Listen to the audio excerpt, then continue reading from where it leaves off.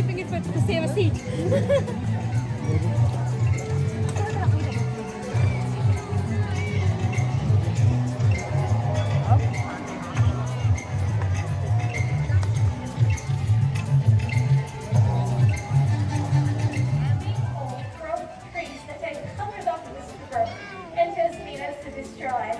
And the birds that join us now are an example of this. The red-tailed black cockatoos, the overriding segment. So you may notice they look a little bit different from each other. PJ over there, it looks black, glossy all over. And Ivory here, she has yellow freckles all over her body. And the band of her tail got orange and yellow, more like a sunset hue colours. And the male tails got a solid red band. So red-tailed black cockatoos are considered critter species here in Victoria. This is part of Victoria. They are found in the western part of the state. We do have a species called the yellow-tailed black cockatoo that is more commonly found in this part of Victoria. And yes, they exist before. It is the sulphur-crested cockatoo. That soft yellow underneath her wings. It is, of course, this crest that gives this bird's name. This is Quasi, the sulphur-crested cockatoo, and these sulphur-crested cockatoos have made a real success in sharing the environment with us people. You can see them pretty much anywhere that people are found in the eastern and northern parts of Australia. You can see them are able to stay with us, but unable to be released back in the wild. The next bird in our presentation is a really good example of a bird that falls into that category. This is Fergie.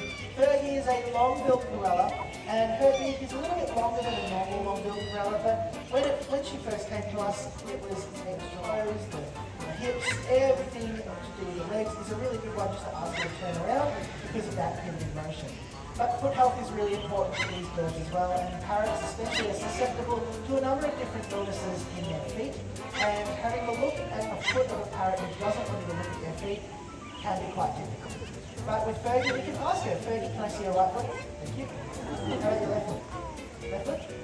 Thank you very much. And so you can see we can take the stress out of any of those things that are necessary to look after her and manage her condition. We can give her the power to choose to say yes or no. And in fact, every training session starts with a consent behaviour. And it's a behaviour that is so easy for them to do at night.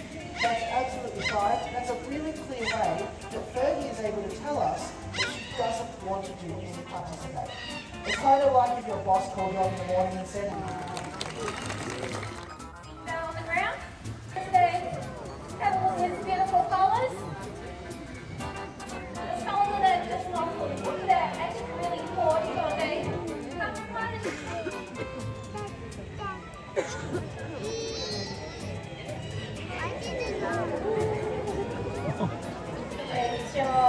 This is left, and left is a male cactus parrot. As I just mentioned before, these colours are very important for the camouflage. So therefore, so making a spectacular entrance into the arena there is Millie. Millie is a nocturnal or a nighttime bird of prey. She is in the owl family and she is a barking owl.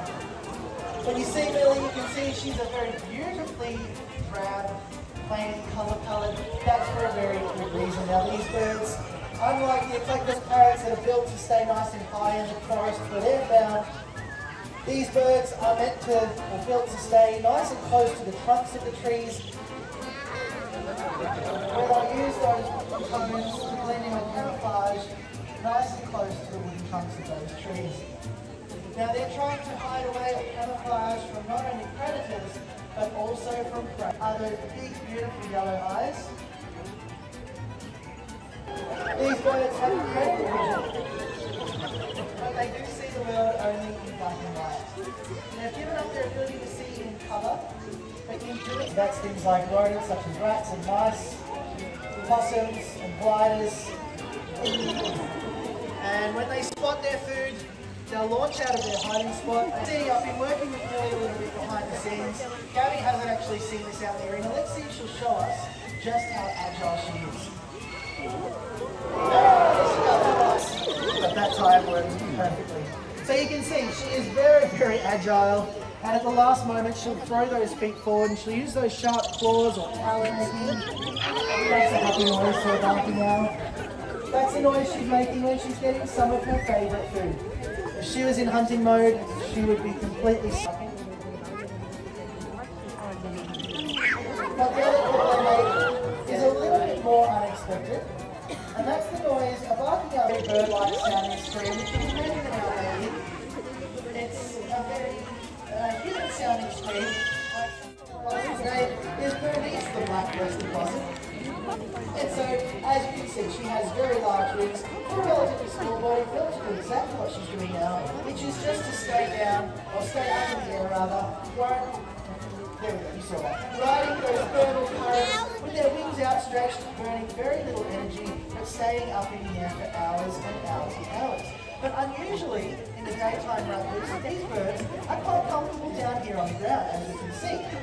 And that's because they do some hunting down on the ground. And we do find them on the ground with arrayed nests of birds. Now, they obviously will still take the nests of birds that are in the trees, but here in Australia we do have a number of species that do lay their nests on the ground.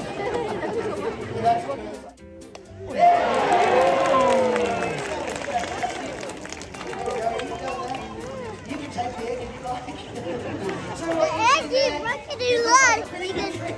It's actually not something we've had to teach our black-breasted possum.